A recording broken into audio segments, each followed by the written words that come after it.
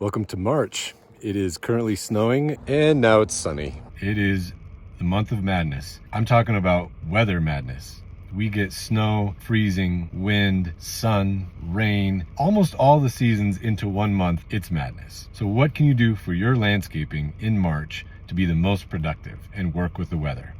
Well, let's get into it. You'll start to see dandelions pop up, maybe some crocuses, some tulips, hyacinths, and maybe even some daffodils start popping up in your garden. Another thing that you can do in March is start planting those seeds that you've purchased. You can do them indoors, but first make sure to pay attention to the information on the packet of the seeds. When is the last frost date in your area? How long do we have to harvest?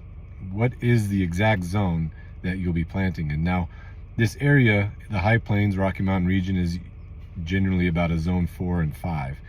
So pay attention to those frost dates. Also, when should you plant? Those are also mentioned on the back of the packet. What about trees and shrubs in the month of March? Well, you can start planting some perennials, some shrubs, and even trees, but be careful because we do have the crazy weather, freezing temperatures, warm days. Exercise caution if you are going to plant. Now, obviously, I would recommend planting when the ground has thawed. It's possible to plant with frozen ground, but it's difficult and it's always a little riskier. So if you can stick a shovel in the ground, you can plant some smaller plants. And if you can go even deeper than that, if you can go 18 inches or 2 feet, then you can start planting some of those larger B&B trees, ball and burlap trees. If you are going to plant shrubs or perennials or even trees this time of year, there's a few things to remember. One, if it's too muddy, don't plant. Wait until the soil dries out a little bit.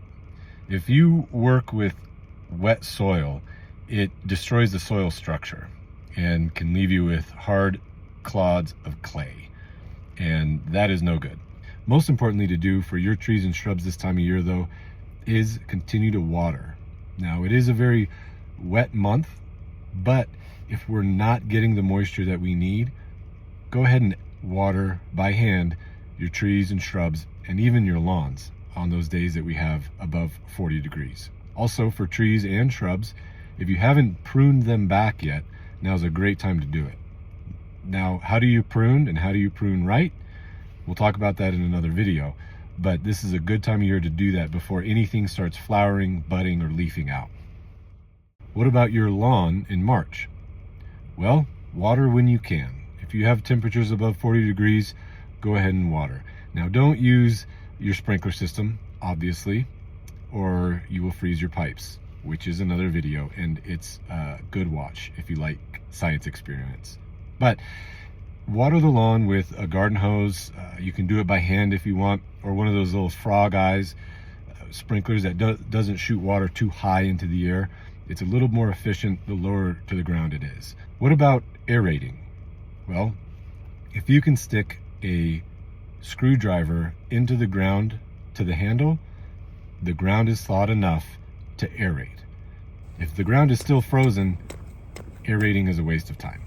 So when the ground's thawed, you can go ahead and aerate. That is a fantastic way to get air and water down into the ground for those roots, and also it pulls out some thatch and allows nutrients to soak into the soil easier. What about power raking or de-thatching? I would wait.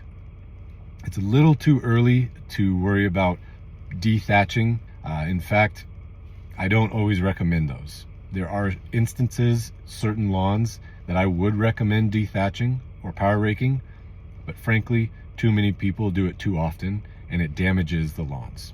Another thing you can do is pre-emergent for your lawns to prevent some of those early weeds. I would recommend a corn gluten-based pre-emergent. It is better for the environment, it's bird and wildlife friendly, and it adds a fertilizer as it breaks down. Use that corn gluten pre-emergent under where your bird feeders are as well, because a lot of times those seeds get spilled. Birds are sloppy eaters, and those seeds will begin to sprout. And so putting that pre-emergent down underneath water or underneath bird feeders is a good thing to prevent some of those weeds from growing back up. If you are going to apply a pre-emergent on your lawn, a good rule of thumb is wait until the forsythia shrubs begin to bud as a timeline for applying pre-emergent. Also regarding lawns, is it too early to plant sod or seed for your turf, for your lawn? Well, is the ground thawed? If it is, and you can hand water, then go ahead and plant. One thing to be careful of though is when you add the organic topsoil, make sure you're putting down the right amount. We don't want to overdo it or underdo it. Having healthy soil is the best thing for a healthy lawn. What you want to do for the organic matter, the compost, is add about 3 cubic yards per 1,000 square feet. That's about an inch thick.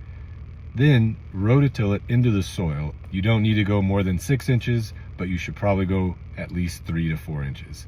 But I would recommend not rototilling when the ground is wet. If it's recently rained or snowed, don't rototill. It destroys the soil structure. So how do you know if your soil is too wet to work with, whether you're planting or rototilling? How do you know it's too wet? Well, if you can grab a handful of dirt and it crumbles, it's dry enough to work. If it sticks together in a clod or if it's dripping wet, it's too wet. Don't work with it.